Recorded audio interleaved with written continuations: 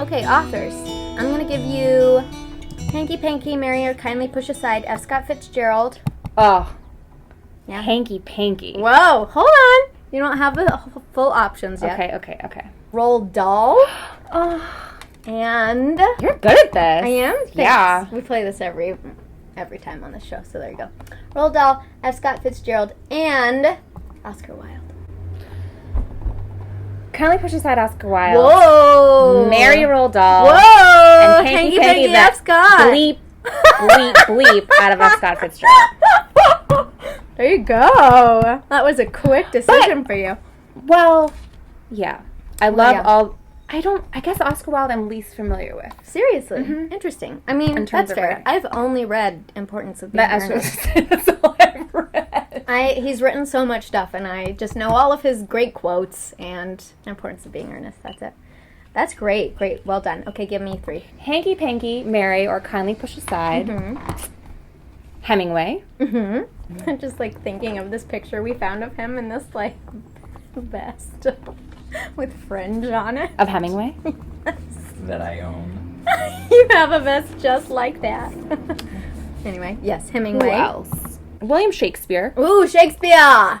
Shakespeare! I do love Shakespeare. Okay. What's his face? 100 Years of Solitude. Who wrote 100 Years of Solitude? I don't know.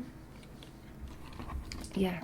Google that shit. Look that up. Gabriel Garcia Marquez, right? Yeah. Hemingway. Oh, that's tough. Shakespeare. And okay. I know nothing about Gabriel Garcia Marquez, so I guess I'm gonna kindly push him aside. I'm so sorry. It's okay, I forgive you. How was 100 Years of Solitude? I don't know. It was great. I truthfully didn't finish it, but it was really good. It was really good. I got the gist, and I was like, I get it. But I didn't finish a lot of books, so that's fair. 50 years. Yeah. No, it was a really good book, and if there's a time in my life where I have nothing to do, I'll finish it. Yeah, there you go. So I'm going to kindly push him aside. This is weird, but I guess I'm going to hanky panky Hemingway.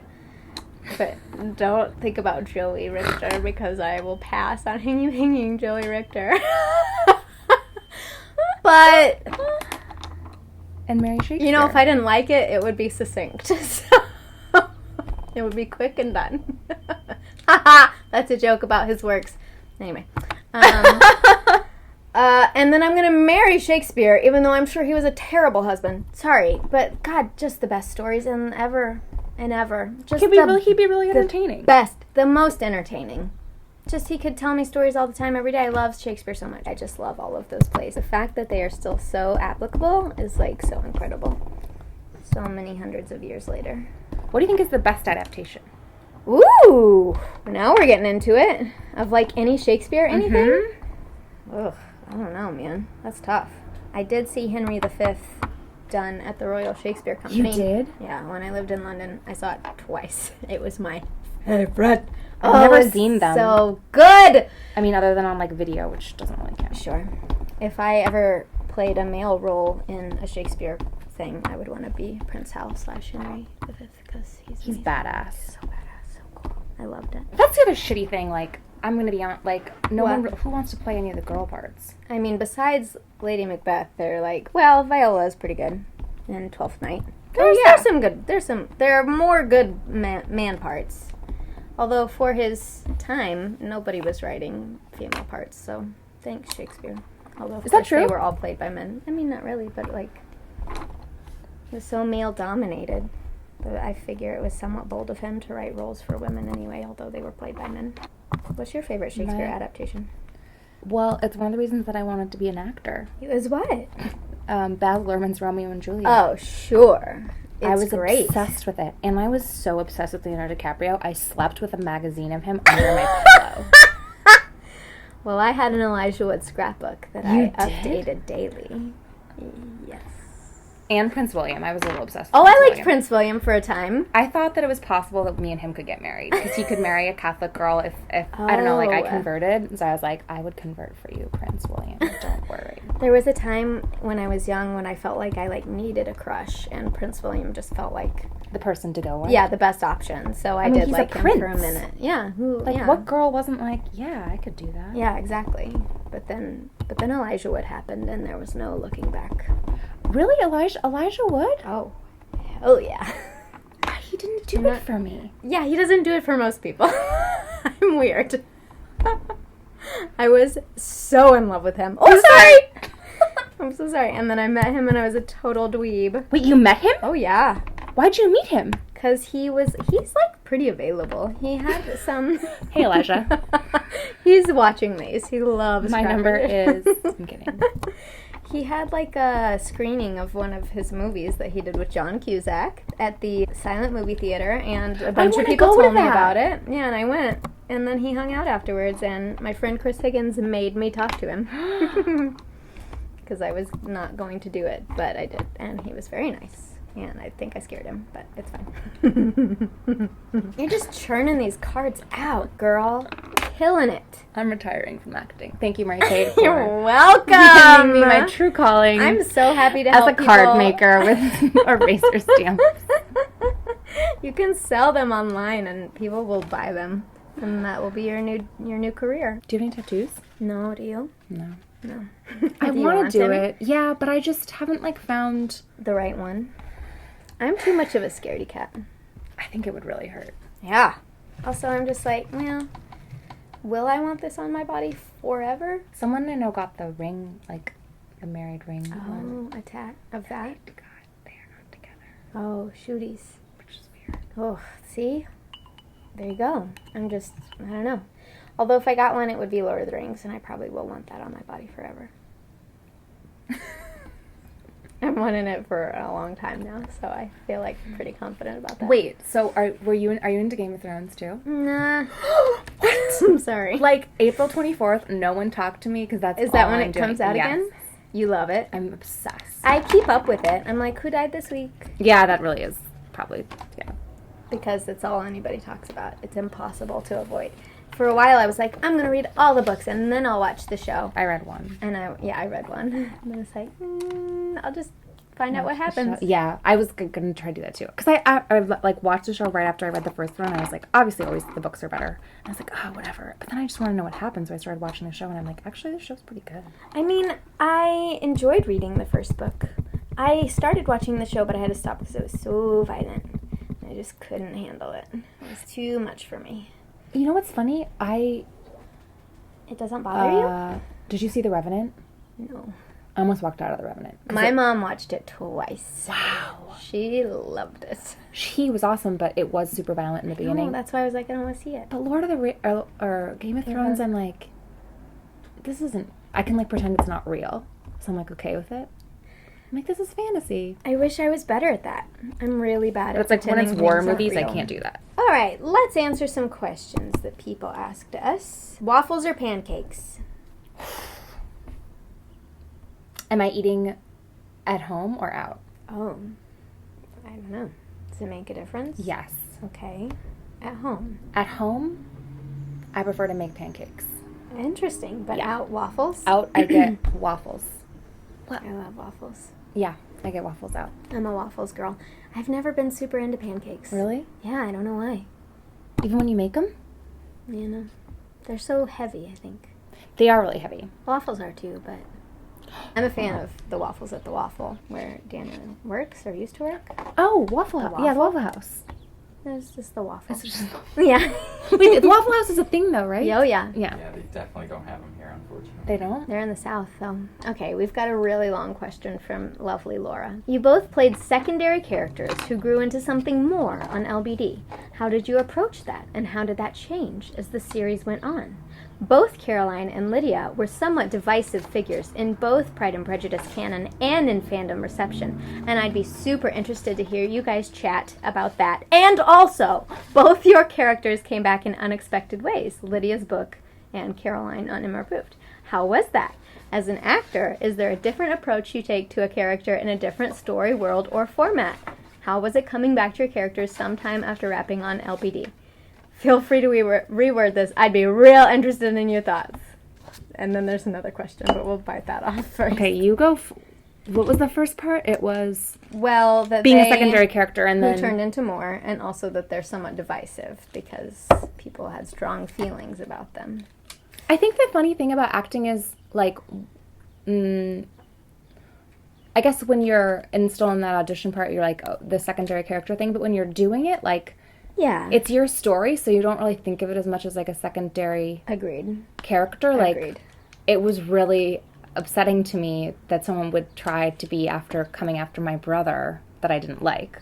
Sure. And like it was like this totally for you. It's like, this is Lydia's world. Sure, like, totally. I was thinking about that in the same way. It's not like I went into it thinking like, okay. I mean, yes and no, because you need to know your place in the story. Totally, yeah.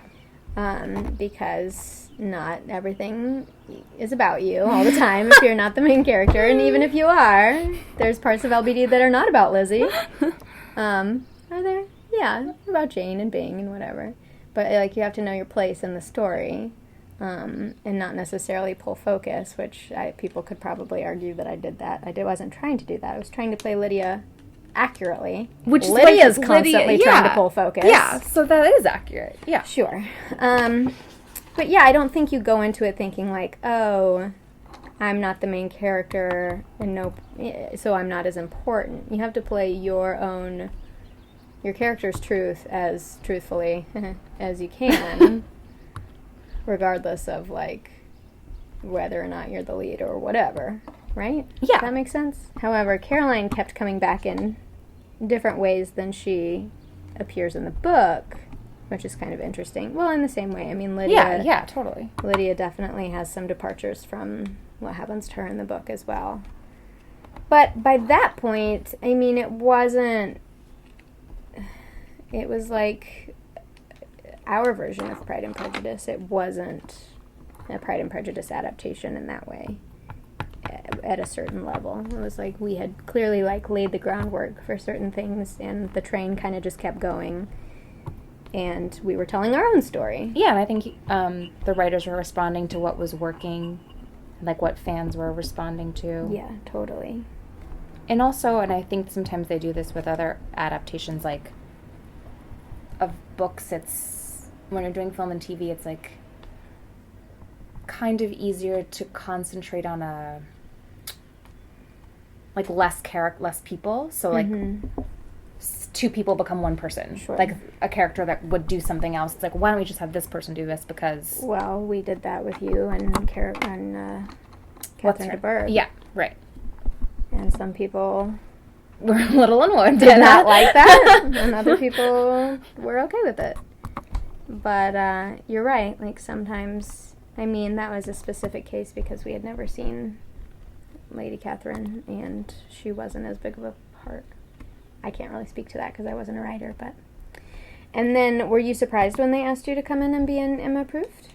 I totally was, but I also feel like it made such sense because of Joanna too. Because Joanna and I both have that half Asian thing going on, so of course he would go and pick a girl that was like kind of like Emma. Interesting. I hadn't thought of it that way. But a little bit of a bitch.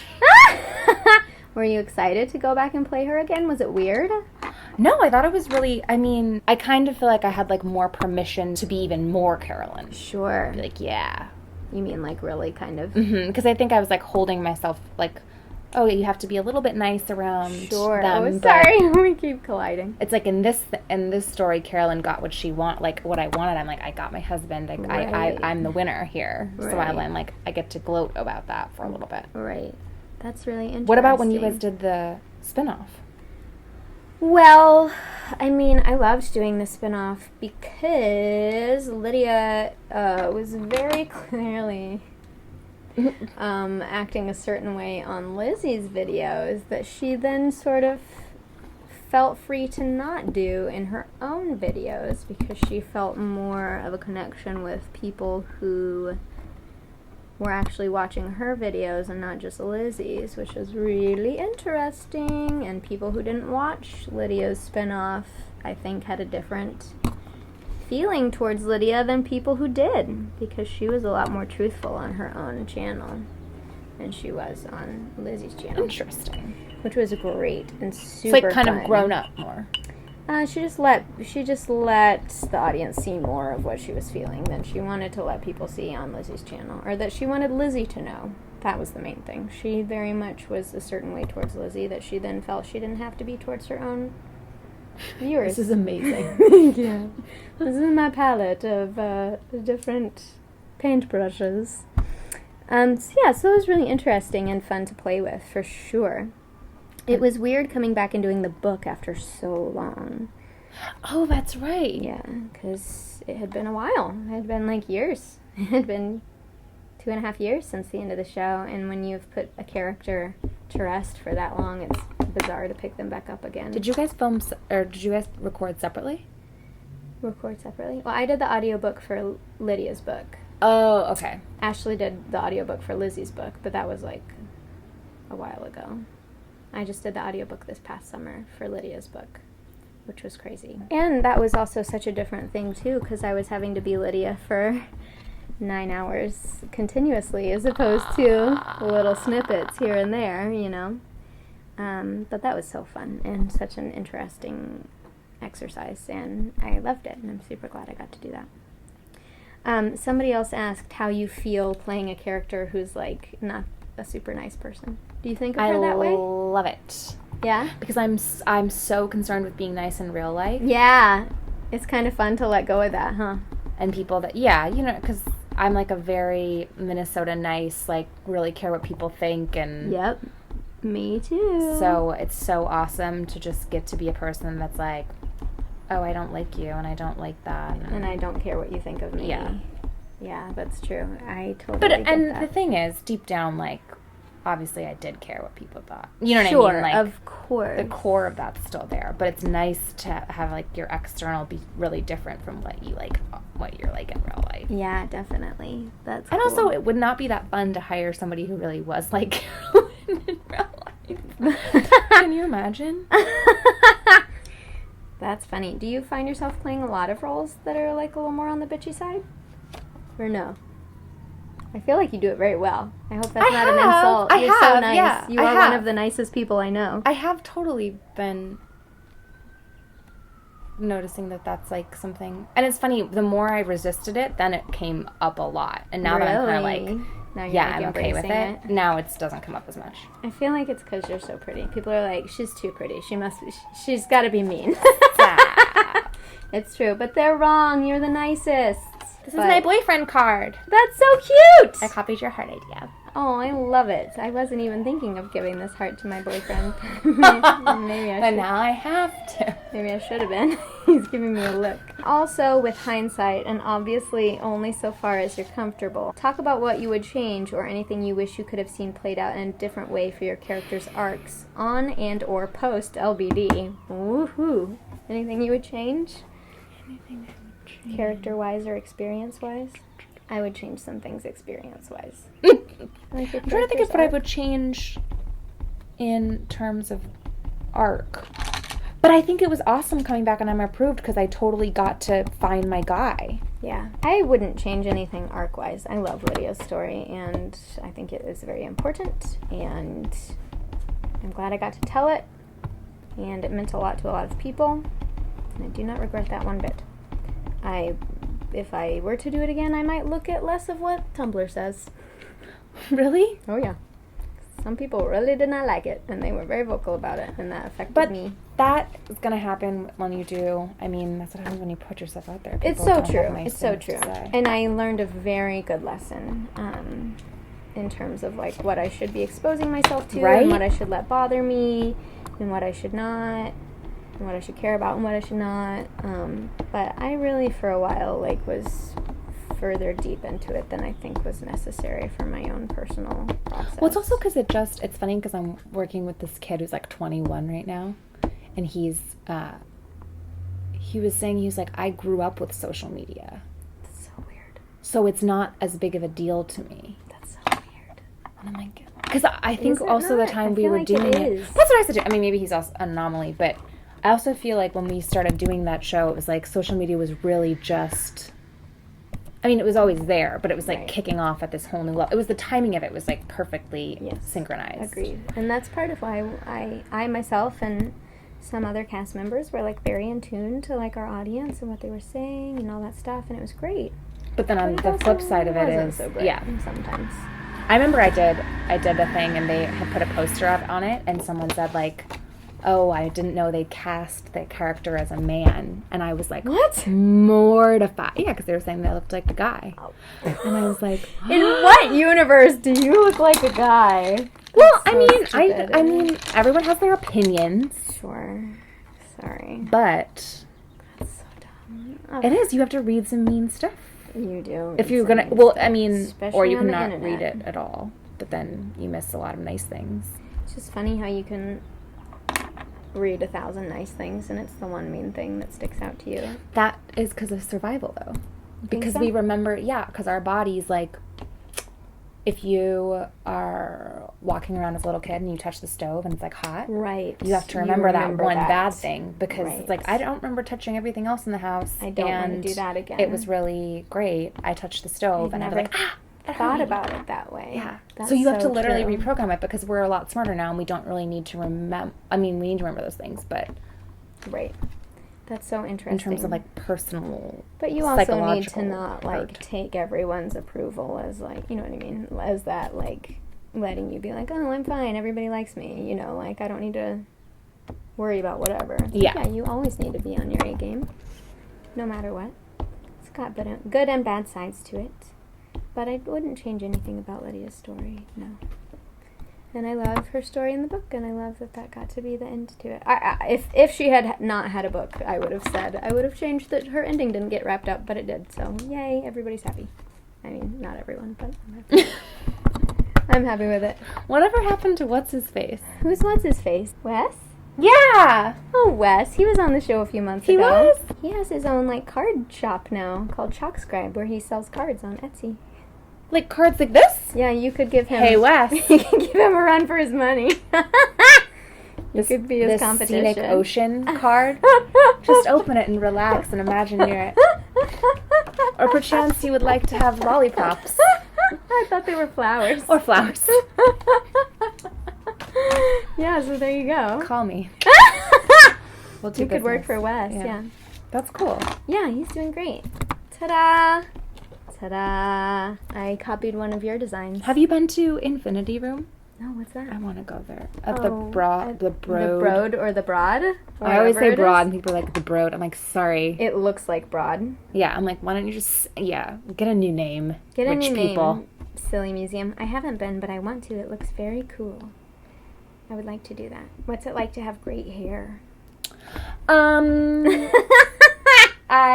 I definitely don't think of myself as having great hair. I cut it off recently. It looks great. I love it. I freaked out about it. I'm trying to grow it back again, but I was telling Mary Kate earlier that I bought some expensive $40 shampoo, and I had super greasy hair. Really? And it wasn't working. And then I went and bought $2.99 Suave shampoo, and it's fine. And now it's beautiful.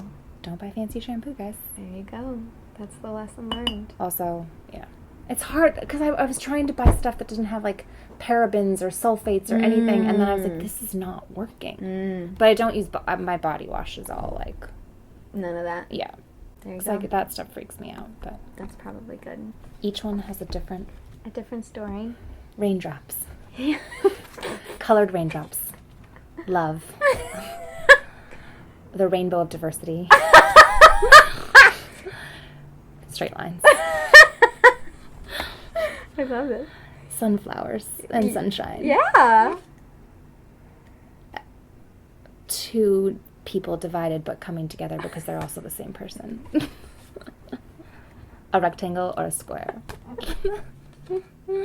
Yay!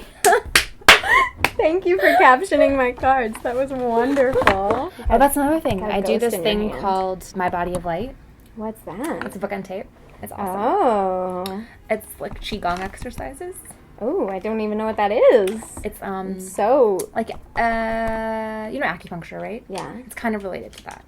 Oh, cool. It's just in terms of like your body as like energy and light and like finding the meridians of your body that like match up with like. You are so in touch with your body and your spirit. So funny. It's so funny. No, I'm impressed. You're making me feel like I need to be more. Yes. Touch. No, this isn't as fun as I wanted it to be. They're like balloon things. Sure, they're like balloon things. Okay, let's see all of yours. Ooh, I really think you're very good at this. This is my last one. That one's beautiful. Don't really know what it's about, but there's that. It tells a story. This is the Scenic Waves one we've already been through. Scenic Waves. This is my favorite one. That one's beautiful. Mm-hmm. I'm impressed with the This is straightness for my of your boyfriend, ones. Chris Flynn. Aw, cute. This is my really messy one. I love your lollipop / flowers. My lollipop flowers, and this is the one our colored raindrops. Yeah, I love that, which inspired my colored raindrops. Yeah. Yay, perfect. Polka dots. Polka dots. Well, thank We have you. all these cards. Look at all these cards. I'm going to send them to my patrons. This is so cool. Patreon.com/MKWiles. These cards. Yay! Yay! Thanks for being on my show. It was so fun to craft with you. This is awesome. Be sure and go follow Jessica on all the things, even if she doesn't tweet. I won't tweet, but I do Instagram. Follow her on Instagram. Yeah, Insta me. I will put all the links below. And until next time, craft your truth.